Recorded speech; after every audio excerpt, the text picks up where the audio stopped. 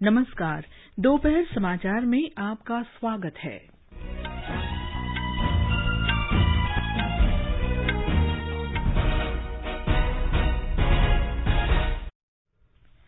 भारत ने एक दिन में 86 लाख से ज्यादा लोगों को टीके लगाकर नई उपलब्धि हासिल की। सरकार ने कहा, देश में एक दिन में 1 करोड़ 25 लाख टीके लगाने की क्षमता। कोविड के सक्रिय और नए मामले घटकर लगभग 7 लाख हुए। स्वस्थ होने की दर भी सुधरकर 96.49% हुई। देश में पिछले 24 घंटों में 42,000 से अधिक नए कोविड मामले सामने आए। भारत बायोटेक ने वैक्सीन के तीसरे चरण के परीक्षण के आंकड़े भारत के औषधि महानियंत्रक को सौंपे। प्रधानमंत्री नरेंद्र मोदी बृहस्पतिवार को टॉयकैथॉन 2021 के प्रतिभागियों से वीडियो कॉन्फ्रेंसिंग के जरिए बातचीत करेंगे।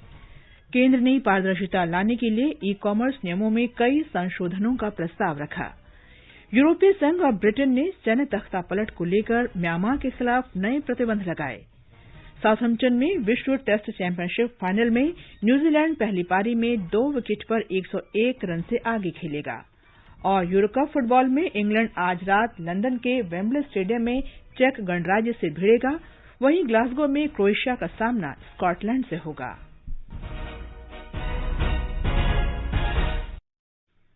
दोपहर समाचार में नईम अख्तर के साथ मैं कनकलता। देश भर में 18 वर्ष से अधिक आयु के सभी लोगों के लिए सरकारी केंद्रों में निःशुल्क टीकाकरण अभियान चलाया जा रहा है। आपसे अपील है कि कोविड रोधी टीका जरूर लगवाएं। कोरोना महामारी के प्रति कोई भी लापरवाही न बरतें। जब तक आवश्यक न हो, घर से बाहर न निकलें और इन आसान उपायों का पालन करें। मास्क लगाएं, 2 गज की सुरक्षित दूरी बनाए रखें, बार बार हाथ धोएं और चेहरा साफ रखें। कोविड से संबंधित जानकारी और मार्गदर्शन के लिए राष्ट्रीय हेल्पलाइन काम कर रही है। इसके नंबर हैं 01123978046 और 1075। और अब समाचार विस्तार से। भारत ने अब तक 29 करोड़ 10 लाख से अधिक लोगों को कोविड टीके लगाकर एक बड़ी उपलब्धि हासिल की है। स्वास्थ्य मंत्रालय ने बताया है कि पिछले 24 घंटे में 86,16,000 टीके लगाए गए, जो एक रिकॉर्ड है। नीति आयोग के सदस्य डॉ वीके पॉल ने कहा है कि अर्थव्यवस्था के खुलने और सामान्य स्थिति बहाल होने के लिए तेजी से टीकाकरण किया जाना जरूरी है। उन्होंने बताया कि देश में कल कोविड टीकाकरण के नए दिशा निर्देश लागू होने के साथ ही लगभग 86 लाख लोगों को कोविड का टीका लगाया गया। दूरदर्शन समाचार से बातचीत में उन्होंने बताया कि पहले दिन के टीकाकरण के आंकड़े दैनिक और साप्ताहिक आधार पर बड़ी संख्या में टीकाकरण करने की देश की क्षमता को प्रदर्शित करते हैं। उन्होंने कहा कि केंद्र और राज्य सरकारों के बीच बेहतर योजना और समन्वय के साथ मिशन मोड पर काम करने की वजह से ये संभव हुआ है। नई गाइडलाइन के हिसाब से नए जोश, नई ऊर्जा के साथ अब ये कार्यक्रम आगे बढ़ रहा है और आगे बढ़ता जाएगा। तो संभव इसीलिए हुआ है कि अच्छी प्लानिंग रही, भारत सरकार का और राज्यों की सरकारों का समन्वय रहा, एक मिशन मोड में काम किया है और धरातल तक जो टीम्स हैं वो अपना काम करके उन्होंने दिखाया है। डॉक्टर पॉल ने कहा कि यदि सभी लोग कोविड से बचाव के नियमों का ठीक तरह से पालन करें और अधिकांश लोगों को टीका लग जाए तो तीसरी लहर को रोका जा सकता है।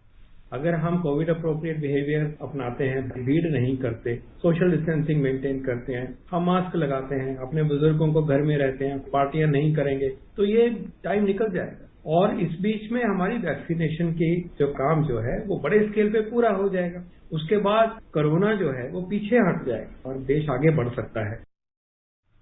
डॉक्टर पॉल ने बताया कि टीकों से लोगों की जान बच रही है, इसलिए टीका लगाने का ये सबसे अच्छा समय है। उन्होंने कहा कि स्वास्थ्य कर्मियों को प्राथमिकता के आधार पर टीका लगाए जाने की वजह से ही दूसरी लहर के दौरान वे सुरक्षित रह पाए हैं। टीकाकरण से संबद्ध राष्ट्रीय तकनीकी सलाहकार समूह के अध्यक्ष डॉक्टर एन.के. अरोड़ा ने कहा है कि देश में एक दिन में 1 करोड़ 25 लाख टीके लगाने की क्षमता है और कल 86 लाख कोविड टीके लगाने की महत्वपूर्ण उपलब्धि हासिल की गई है। दूरदर्शन समाचार के साथ बातचीत में डॉक्टर अरोड़ा ने कहा कि हर दिन कम से कम 1 करोड़ टीके लगाने का लक्ष्य है। निजी क्षेत्र के बेहतर प्रदर्शन से विशेष लक्ष्य हासिल किया जा सकता है और कल नए दिशा निर्देशों के लागू होने के बाद बड़ी संख्या में लगे टीकों से ये बात सिद्ध हो गई है। NTAGI के अध्यक्ष डॉक्टर अरोड़ा ने टीकों के बारे में अफवाहों और भ्रांतियों से बचने के लिए जन भागीदारी से लोगों को जागरूक करने पर जोर दिया है। लोगों को बढ़ चढ़ के सब कुछ आपके सामने है, लेकिन आखिर में तो जनता को आना है आगे और टीका लगवाना है। तो जन भागीदारी और जन जागरण और एक अभियान चलाने की जरूरत है कि जहां पर इस समय अफवाहें फैली जाती हैं, गलत इन्फॉर्मेशन होती है, लोगों के मन में एक अजीब किस्म का डर होता है जिसका कोई एक अस्तित्व नहीं है, लेकिन उनके मन में डर लगा होता है। तो उन सबको दूर करने की जरूरत है और उसके लिए भी ऑलरेडी तैयारी हुई है, कार्यक्रम पूरा शुरू किया गया है। कोविशील्ड वैक्सीन की खुराकों के बीच अंतराल के बारे में डॉक्टर अरोड़ा ने कहा कि फिलहाल अंतराल में बदलाव करने की जरूरत नहीं है। एक नेशनल वैक्सीन ट्रैकिंग सिस्टम और या प्लेटफॉर्म बनाया गया है और उसमें देखा जा रहा है कि जो वैक्सीन्स हैं उनका क्या प्रभाव है, वैक्सीन जिनके 2 डोजेज के बीच में इंटरवल है उनका क्या प्रभाव है, साथ ही साथ देश के डिफरेंट हिस्सों में वैक्सीन का क्या प्रभाव है, वेरिएंट्स का क्या प्रभाव है, ये सारा का सारा बिल्कुल एक तरीके से रियल टाइम में इनका इवैल्यूएशन किया जा रहा है। फिलहाल ऐसा कोई सोच नहीं है कि इस बारे में कुछ ज्यादा कोई अंतर करने की जरूरत नहीं है। महाराष्ट्र देश का पहला राज्य बन गया है जहां अब तक 2 करोड़ 80 लाख से भी अधिक कोविड टीके लगाए जा चुके हैं। कल राज्य में 3,82,000 से अधिक टीके लगाए गए। पूरे देश में महाराष्ट्र केवल ऐसा राज्य है जहां पर कोविड-19 के 2 करोड़ 80 लाख से ज्यादा टीके दिए गए हैं। राज्य के 2.25 करोड़ से ज्यादा लोगों ने पहला और 55 लाख से ज्यादा लोगों ने दूसरा टीका लिया है। शनिवार से राज्य में 30 से 44 साल के लाभार्थियों का टीकाकरण शुरू हो गया है। राज्य सरकार ने आज से सरकारी अस्पतालों में 18 से 29 उम्र के लाभार्थियों का टीकाकरण शुरू करने की अनुमति दे दी है। कुछ जिलों में आज से इस उम्र के लाभार्थियों का टीकाकरण शुरू हो चुका है और पूना तथा अन्य जिलों में कल से यह टीकाकरण शुरू होगा। जीवन भावसार, आकाशवाणी समाचार, मुंबई। मध्य प्रदेश में एक दिन में 15 लाख से अधिक टीके लगाए गए। कर्नाटक का दूसरा स्थान रहा जहां कल 10 लाख से अधिक टीके लगाए गए। गुजरात और उत्तर प्रदेश में एक दिन में 5 लाख से अधिक टीके लगे। देश में आज सवेरे से अब तक करीब 23 लाख टीके लगाए जा चुके हैं। अब तक 24 करोड़ लोगों को टीके की पहली डोज और लगभग 5 करोड़ 15 लाख लोगों को दोनों डोज दी जा चुकी है। मंत्रालय ने कहा है कि सरकार की व्यापक रणनीति के तहत कोविड महामारी पर नियंत्रण पाने के लिए टीकाकरण एक प्रमुख उपाय है। केंद्र ने कल से मुफ्त वैक्सीन उपलब्ध कराने के लिए विश्व का सबसे बड़ा अभियान शुरू किया है। केंद्र सरकार कुल उत्पादन का 75% टीका खरीदेगी और राज्य सरकार केंद्र शासित प्रदेशों को मुफ्त उपलब्ध कराएगी। उत्तर प्रदेश के मुख्यमंत्री योगी आदित्यनाथ ने अधिकारियों से जुलाई महीने में प्रतिदिन 10 से 11 लाख टीके लगाए जाने के लिए सभी तैयारियां करने को कहा है। उन्होंने राज्य में कल से शुरू हुए टीकाकरण के महाअभियान के पहले दिन मिली सफलता पर संतोष व्यक्त किया। एक रिपोर्ट। 7,29,197 लोगों को राज्य में कल कोविड के टीके लगाए गए, जो प्रतिदिन के निर्धारित लक्ष्य 6 लाख से काफी अधिक है। मुख्यमंत्री योगी आदित्यनाथ ने कहा कि सफलता की यह दर लगातार बनी रहनी चाहिए। राज्य में अब तक 2 करोड़ 63 लाख से अधिक लोगों को कोरोना की वैक्सीन लगाई जा चुकी है। टीकाकरण का नया अभियान प्रतिदिन 6 लाख से अधिक लोगों को टीके लगाने के लक्ष्य से शुरू हुआ है, जिसे जल्दी ही बढ़ाकर जुलाई महीने के पहले हफ्ते में 10 से 12 लाख प्रतिदिन किया जाना है। फिलहाल प्रदेश के 7200 से अधिक टीकाकरण केंद्रों पर यह अभियान चलाया जा रहा है और इसे 10,000 के करीब टीकाकरण केंद्रों के जरिए संचालित करने की योजना है। सुशील चंद्र तिवारी, आकाशवाणी समाचार, लखनऊ। कोविड टीका कोवैक्सीन बनाने वाली कंपनी भारत बायोटेक ने भारतीय औषध महानियंत्रक DCGI को टीके के तीसरे चरण के परीक्षणों का डेटा सौंप दिया है। कोवैक्सीन को जनवरी में DCGI द्वारा ऑक्सफोर्ड यूनिवर्सिटी की एस्ट्राजेनेका वैक्सीन के साथ मंजूरी दी गई थी। एस्ट्राजेनेका को पुणे स्थित serum institute of India Covishield के नाम से बना रही है। रूस के टीके स्पुतनिक वी को भी अप्रैल में आपात उपयोग के लिए मंजूरी दी गई थी। देश में कोविड के सक्रिय और नए मामले तेजी से घट रहे हैं और अब यह संख्या लगभग 7 लाख रह गई है। इसके साथ ही संक्रमण से स्वस्थ होने की दर भी सुधरकर 96.49% हो गई है। स्वास्थ्य और परिवार कल्याण मंत्रालय ने कहा है कि देश में पिछले 24 घंटों में कोविड के 42,600 नए मामले दर्ज किए गए। पहली बार 91 दिन में 50,000 से कम नए मामले दर्ज किए गए। पिछले 24 घंटों में देश में कोविड से कुल 1,167 लोगों की मौत हुई है। इसके साथ ही कोविड से मरने वालों की कुल संख्या बढ़कर 3,89,000 से अधिक हो गई है। मंत्रालय ने बताया है कि पिछले 24 घंटों के दौरान कोविड के सक्रिय मामलों में 40,000 से अधिक की कमी आई है। वर्तमान में कुल पॉजिटिव मामलों में सक्रिय मामलों की संख्या 2.21% रह गई है और ये लगातार घट रही है। ये समाचार हमारी वेबसाइट newsonair.com/hindi और हमारे mobile app news on AIR पर भी उपलब्ध हैं। चलो मिलकर एक शुरुआत करें, चलो एक फैसला आज करें, मास्क नहीं तो टोकेंगे, कोरोना को रोकेंगे, चलो एक इरादा करते हैं, चलो खुद से वादा करते हैं, मास्क नहीं तो टोकेंगे, कोरोना को रोकेंगे। दोपहर समाचार में आपका फिर स्वागत है। आगे बढ़ने से पहले मुख्य समाचारों पर एक नजर। भारत ने एक दिन में 86 लाख से ज्यादा टीके लगाकर नई उपलब्धि हासिल की। सरकार ने कहा, देश में एक दिन में 1,25,00,000 टीके लगाने की क्षमता। कोविड के सक्रिय और नए मामले घटकर लगभग 7 लाख हुए। स्वस्थ होने की दर भी सुधरकर 96.49% हुई। देश में पिछले 24 घंटे में 42,000 से अधिक नए कोविड मामले सामने आए। भारत बायोटेक ने वैक्सीन के तीसरे चरण के परीक्षण के आंकड़े भारत के औषध महानियंत्रक को सौंपे। प्रधानमंत्री नरेंद्र मोदी बृहस्पतिवार को टाइकाथॉन 2021 के प्रतिभागियों से वीडियो कॉन्फ्रेंसिंग के जरिए बातचीत करेंगे। केंद्र ने पारदर्शिता लाने के लिए ई कॉमर्स नियमों में कई संशोधनों का प्रस्ताव रखा। यूरोपीय संघ और ब्रिटेन ने सैन्य तख्तापलट को लेकर म्यांमार के खिलाफ नए प्रतिबंध लगाए। न्यूजीलैंड साउथैम्पटन में विश्व टेस्ट चैंपियनशिप फाइनल में पहली पारी में 2 विकेट पर 101 रन से आगे खेलेगा। और यूरोप फुटबॉल में इंग्लैंड आज रात लंदन के वेम्बली स्टेडियम में चेक गणराज्य से भिड़ेगा। वहीं ग्लासगो में क्रोएशिया और स्कॉटलैंड के बीच मैच होगा। प्रधानमंत्री नरेंद्र मोदी बृहस्पतिवार को टाइकाथॉन 2021 के प्रतिभागियों से वीडियो कॉन्फ्रेंसिंग के जरिए बातचीत करेंगे। टाइकाथॉन 2021 का उद्देश्य भारत में खिलौना उद्योग को बढ़ावा देना है ताकि खिलौना बाजार के बड़े हिस्से में भागीदारी बढ़ाने में मदद मिल सके। इस साल 5 जनवरी को शिक्षा मंत्रालय, महिला एवं बाल विकास मंत्रालय, सूक्ष्म लघु और मध्यम उद्योग मंत्रालय, डीपीआईआईटी, वस्त्र मंत्रालय, सूचना और प्रसारण मंत्रालय तथा एआईसीटी द्वारा टाइकाथॉन 2021 की शुरुआत संयुक्त रूप से की गई थी। देश भर से लगभग 1,20,000 प्रतिभागियों ने टाइकाथॉन 2021 के लिए 1,700 से अधिक विचार प्रस्तुत किए हैं। इनमें 1,567 विचारों को आज से 24 जून तक आयोजित होने वाले 3 दिवसीय ऑनलाइन टाइकाथॉन ग्रैंड फिनाले के लिए चुना गया है। केंद्र शासित प्रदेश जम्मू कश्मीर में People's Alliance for Gupkar declaration ने कहा है कि वो प्रधानमंत्री नरेंद्र मोदी की ओर से 24 जून को नई दिल्ली में बुलाई गई बैठक में हिस्सा लेंगे। आज श्रीनगर में पत्रकारों से बातचीत करते हुए नेशनल कॉन्फ्रेंस के अध्यक्ष डॉ फारूक अब्दुल्ला ने कहा कि इस बैठक में वो जम्मू कश्मीर और लद्दाख के लोगों की आकांक्षाओं का प्रतिनिधित्व करेंगे।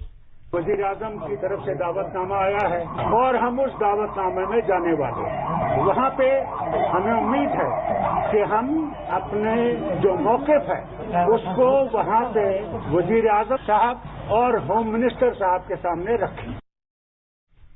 उन्होंने कहा कि गुपकार के नेताओं ने केंद्र सरकार के समक्ष अपनी बात रखने के लिए बैठक में हिस्सा लेने का फैसला किया है। केंद्र सरकार ने ई कॉमर्स नियमों में कई संशोधन प्रस्तावित किए हैं। इनका उद्देश्य कारोबार में पारदर्शिता लाना और ऑनलाइन मार्केटिंग प्लेटफॉर्म में मौजूदा अनुचित प्रचलन रोकना है। सरकार ने उपभोक्ताओं के हितों की रक्षा और व्यापार में निष्पक्ष प्रतिस्पर्धा को बढ़ावा देने के लिए उपभोक्ता संरक्षण ई वाणिज्य नियम 2020 में प्रस्तावित संशोधनों का मसौदा साझा किया है और इन संशोधनों पर 6 जुलाई तक सुझाव मांगे हैं। देश के प्रमुख शहरों में संक्रमण के बावजूद मकानों की कीमतों में पिछले साल 2.7% की वृद्धि हुई है। भारतीय रिजर्व बैंक ने कल मौजूदा वित्त वर्ष 2020-21 के लिए पिछली तिमाही का हाउसिंग प्राइस इंडेक्स HPI जारी किया। ये तथ्य अहमदाबाद, बंगलुरु, चेन्नई, दिल्ली, जयपुर, कानपुर, कोच्चि, कोलकाता, लखनऊ और मुंबई के गृह पंजीकरण प्राधिकरण से प्राप्त कारोबारी आंकड़ों पर आधारित है। पिछले वित्त वर्ष 2019-20 की 3.9% की तुलना में वित्त वर्ष 2020-21 में राष्ट्रीय हाउसिंग प्राइस इंडेक्स HPI 2.7% रहा। बंगलुरु का HPI बढ़कर 15.7% हो गया, जबकि जयपुर के सूचकांक में 3.6% कमी आई। तिमाही आधार पर राष्ट्रीय HPI विकास दर 2020-21 की चौथी तिमाही में कम होकर 0.2% पर आ गई। इस दौरान दिल्ली, बंगलुरु, कोलकाता और जयपुर में HPI में गिरावट दर्ज की गई, जबकि अन्य शहरों में इसमें वृद्धि हुई है। यूरोपीय संघ और ब्रिटेन ने म्यांमार में फरवरी के सैन्य तख्तापलट और इसके बाद की हिंसक कार्रवाई को लेकर वहां की सरकारी कंपनियों और कुछ व्यक्तियों पर नए प्रतिबंध लगाए हैं। 27 सदस्यीय देशों के यूरोपीय संघ ने म्यांमार की 3 सरकारी या सेना के नियंत्रण वाली कंपनियों पर पाबंदी लगाई है। वहां के गृहमंत्री सहित 8 पदाधिकारियों की परिसंपत्ति फ्रीज करने और उनकी यात्रा पर प्रतिबंध लगाने का भी फैसला किया गया है। कुल मिलाकर यूरोपीय संघ के प्रतिबंध 43 व्यक्तियों और 6 कंपनियों पर लागू हो गए हैं। ब्रिटेन ने सोमवार को म्यांमार की 3 कंपनियों को अपनी प्रतिबंध सूची में शामिल किया था। ब्रिटेन के विदेश मंत्री डोमिनिक राब ने एक वक्तव्य में कहा कि यह कदम म्यांमार के लिए स्पष्ट चेतावनी है कि तख्तापलट के बाद सैन्य शासन को किसी समर्थन या वित्तीय सहयोग की गुंजाइश नहीं होगी। रविवार को G7 समूह के नेताओं ने म्यांमार में सैन्य तख्तापलट और उसके बाद की दमनकारी नीति की कड़ी आलोचना की थी। ईरान के नवनिर्वाचित राष्ट्रपति इब्राहिम रईसी ने कहा है कि ईरान दुनिया की 6 महाशक्तियों के साथ 2015 में हुए परमाणु समझौते की समीक्षा के लिए तैयार है। हालांकि उन्होंने ये भी कहा कि वे अमरीकी राष्ट्रपति जो बाइडेन से मिलना नहीं चाहते, चाहे अमरीका ईरान पर लगे प्रतिबंध भी हटा ले। इस बीच अमरीका में व्हाइट हाउस के प्रेस सेक्रेटरी ने रईसी के इस बयान पर कहा है कि राष्ट्रपति बाइडेन के साथ ईरान के राष्ट्रपति की कोई बैठक प्रस्तावित नहीं थी। उच्चतम न्यायालय ने तमिलनाडु सरकार को आदेश दिया है कि वो राज्य में बनाए गए 9 नए जिलों में स्थानीय निकाय चुनाव कराए। न्यायालय ने राज्य सरकार से कहा है कि चुनाव के नतीजे 15 सितंबर तक घोषित कर दिए जाएं। राज्य में जो नए जिले बनाए गए हैं उनके नाम विल्लुपुरम, रानीपेट, कल्लाकुरिची, तिरुनेलवेली, तेनकासी, वेल्लोर, तिरुपत्तूर, कांचीपुरम और चेंगलपट्टू हैं। तमिलनाडु के मुख्यमंत्री एम के स्टालिन ने तटवर्ती राज्यों गुजरात, महाराष्ट्र, गोवा, कर्नाटक, केरल, आंध्र प्रदेश, ओडिशा और पश्चिम बंगाल तथा पुदुचेरी से अपील की है कि वे भारतीय बंदरगाह विधेयक के नए मसौदे का विरोध करें। इन राज्यों के मुख्यमंत्रियों को लिखे एक पत्र में उन्होंने कहा है कि राज्यों के अधिकारों का हनन करने वाले किसी भी कदम को रोकने के लिए एकजुट होकर प्रयास करना जरूरी है। ये समाचार आकाशवाणी से प्रसारित किए जा रहे हैं। ताजा समाचार जानने के लिए आप हमारे Twitter handle @AIR News Hindi को फॉलो कर सकते हैं। कोविड महामारी के दौरान लोगों की सुविधा के लिए बनाई गई राष्ट्रीय स्तर पर कई हेल्पलाइन काम कर रही हैं। सूचना और प्रसारण मंत्रालय इस बारे में लोगों में जागरूकता बढ़ा रहा है। हेल्पलाइन नंबर इस प्रकार से हैं। कोविड संबंधी सवालों के जवाब देने के लिए स्वास्थ्य और परिवार कल्याण मंत्रालय की हेल्पलाइन है 1075। महिला और बाल विकास मंत्रालय की चाइल्ड हेल्पलाइन है 1098। वरिष्ठ नागरिकों के लिए सामाजिक न्याय और अधिकारिता मंत्रालय का हेल्पलाइन नंबर है 14567। मनोवैज्ञानिक सहायता के लिए राष्ट्रीय मानसिक स्वास्थ्य और तंत्रिका विज्ञान संस्थान निमहांस का नंबर है 080461100007। आयुष कोविड परामर्श हेल्पलाइन नंबर है 14443 और माई गव व्हाट्सएप हेल्प डेस्क नंबर है 9013151515। ये आकाशवाणी है। साउथहैम्पटन में भारत और न्यूजीलैंड के बीच विश्व टेस्ट क्रिकेट चैंपियनशिप फाइनल में कल चौथे दिन का खेल वर्षा के कारण नहीं हो सका। मैच में अब तक केवल 141 ओवर और 1 गेंद का ही खेल हो सका है। न्यूजीलैंड आज 5वें दिन पहली पारी में 2 विकेट पर 101 रन से आगे खेलेगा। न्यूजीलैंड भारत से पहली पारी के आधार पर अभी 116 रन पीछे है। भारत ने पहली पारी में 217 रन बनाए थे। फाइनल मैच के लिए एक दिन रिजर्व भी रखा गया है, इसलिए मैच में अब 2 दिन का खेल शेष है, लेकिन अधिकतर लोगों का मानना है कि पहली विश्व टेस्ट चैंपियनशिप का फाइनल ड्रॉ होगा। यूरो कप 2020 फुटबॉल चैंपियनशिप में बेल्जियम, नीदरलैंड्स, ऑस्ट्रिया और डेनमार्क अंतिम 16 में पहुंच गए हैं। एम्स्टरडम में नीदरलैंड्स ने ग्रुप सी के मैच में नॉर्थ मैसेडोनिया को 3-0 से हरा दिया। इस ग्रुप में नीदरलैंड्स शीर्ष पर पहुंच गया है। नीदरलैंड्स बुडापेस्ट में प्री क्वार्टर फाइनल मुकाबले में रविवार को खेलेगा। ग्रुप सी के एक अन्य मुकाबले में ऑस्ट्रिया ने यूक्रेन को 1-0 से हराकर पहली बार यूरो कप के अंतिम 16 में जगह बनाई है। ऑस्ट्रिया 6 अंक के साथ ग्रुप में दूसरे स्थान पर है। रविवार को लंदन में प्री क्वार्टर फाइनल मुकाबले में ऑस्ट्रिया का सामना इटली से होगा। कोपेनहेगन में ग्रुप बी में डेनमार्क ने रूस को 4-1 से हराकर अंतिम 16 में जगह बनाई। इस जीत के साथ डेनमार्क ग्रुप में वेल्स के बाद दूसरे स्थान पर आ गया है। सेंट पीटर्सबर्ग में ग्रुप बी के ही एक अन्य मैच में बेल्जियम ने फिनलैंड को 2-0 से हराकर प्री क्वार्टर फाइनल में जगह बनाई। इस जीत से बेल्जियम शीर्ष पर पहुंच गया है। चैंपियनशिप में आज रात ग्रुप डी के 2 मुकाबले होंगे। लंदन में पहले मैच में इंग्लैंड का मुकाबला चेक गणराज्य से होगा। ग्लासगो में दूसरे मैच में क्रोएशिया का सामना स्कॉटलैंड से होगा। टोक्यो ओलंपिक खेलों में अब केवल 32 दिन रह गए हैं। आकाशवाणी का समाचार सेवा प्रभाग ओलंपिक खेलों में पदक के प्रबल दावेदारों के बारे में जानकारी प्रस्तुत करता है। आज के अंक में प्रस्तुत है विश्व के दूसरे नंबर के भारतीय पहलवान दीपक पुनिया पर रिपोर्ट। हरियाणा के झज्जर में 19 मई 1999 को जन्मे दीपक 86 किलोग्राम वर्ग में विश्व कुश्ती रैंकिंग में दूसरे स्थान पर हैं। दीपक ने 2019 में विश्व कुश्ती चैंपियनशिप में 86 किलोग्राम वर्ग की फ्री स्टाइल स्पर्धा में रजत पदक जीतकर टोक्यो ओलंपिक का टिकट हासिल किया था। दीपक जब 4 वर्ष के थे उस समय उनके पिता और दादा झज्जर के स्थानीय दंगलों में कुश्ती लड़ा करते थे। जल्द ही पैसे कमाने के उद्देश्य से दीपक ने स्थानीय दंगलों में भाग लेना शुरू कर दिया। वर्ष 2015 में दीपक कुश्ती के प्रशिक्षण के लिए दिल्ली के छत्रसाल स्टेडियम आ गए थे। Dharmendra, sports desk. और अब एक नजर आज के मौसम पर।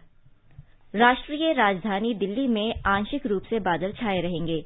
न्यूनतम तापमान 29 डिग्री सेल्सियस दर्ज किया गया और अधिकतम तापमान 38 डिग्री सेल्सियस रह सकता है। मुंबई में बादल छाए रहने और मध्यम बारिश की संभावना है। न्यूनतम तापमान 26 डिग्री रहा। अधिकतम तापमान 34 डिग्री सेल्सियस के आसपास रहने का अनुमान है। चेन्नई में आंधी तूफान के साथ बारिश की संभावना है। न्यूनतम तापमान 28 डिग्री सेल्सियस रहा। अधिकतम तापमान 39 डिग्री सेल्सियस तक रहने के आसार हैं। कोलकाता में आमतौर पर बादल छाए रहेंगे और बारिश या आंधी तूफान आने की संभावना है। न्यूनतम तापमान 26 डिग्री और अधिकतम तापमान 31 डिग्री सेल्सियस रहने का अनुमान है। जम्मू में दोपहर बाद आंशिक रूप से बादल छाए रहेंगे। न्यूनतम तापमान 25 डिग्री सेल्सियस दर्ज हुआ। अधिकतम तापमान 37 डिग्री सेल्सियस के आसपास रह सकता है। श्रीनगर में कहीं कहीं बादल छाए रहेंगे और बारिश या आंधी तूफान या धूल उड़ सकती है। तापमान 15 और 28 डिग्री सेल्सियस के बीच रहने का अनुमान है। लेह में हल्के बादल छाए रहेंगे। न्यूनतम और अधिकतम तापमान 11 और 24 डिग्री सेल्सियस के बीच रह सकता है। गिलगित में बादल छाए रहेंगे और बारिश या आंधी तूफान या धूल उड़ सकती है। तापमान 15 से 34 डिग्री सेल्सियस के बीच रहने का अनुमान है। मुजफ्फराबाद में आसमान साफ है, लेकिन दोपहर या शाम को आंशिक रूप से बादल छा सकते हैं। न्यूनतम तापमान 20 डिग्री सेल्सियस दर्ज हुआ।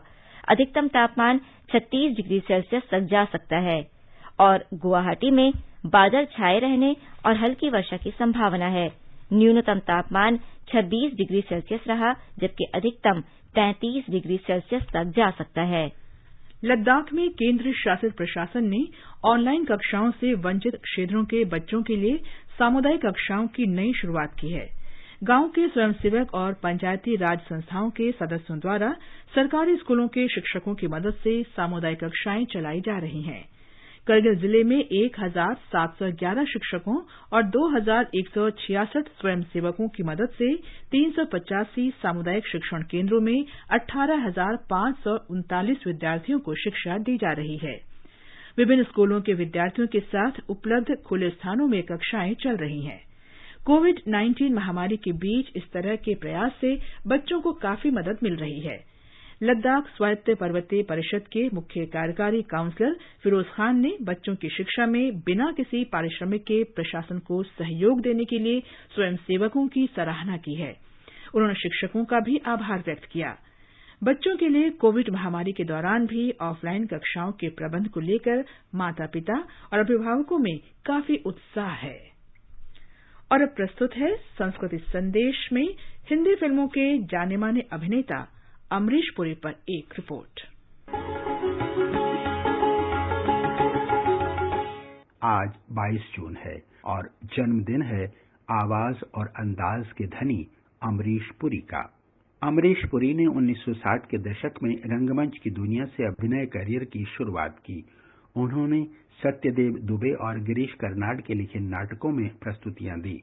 1979 में उन्हें संगीत नाटक अकादमी की तरफ से पुरस्कृत किया गया। ये उनके करियर का पहला बड़ा पुरस्कार था। अमरीश पुरी के फिल्मी करियर की शुरुआत 1971 में प्रेम पुजारी से हुई। अभिनेता के रूप में निशांत, मंथन और भूमिका जैसी फिल्मों में अपनी पहचान बनाने वाले श्री पुरी ने बाद में खलनायक के रूप में काफी प्रसिद्धि पाई।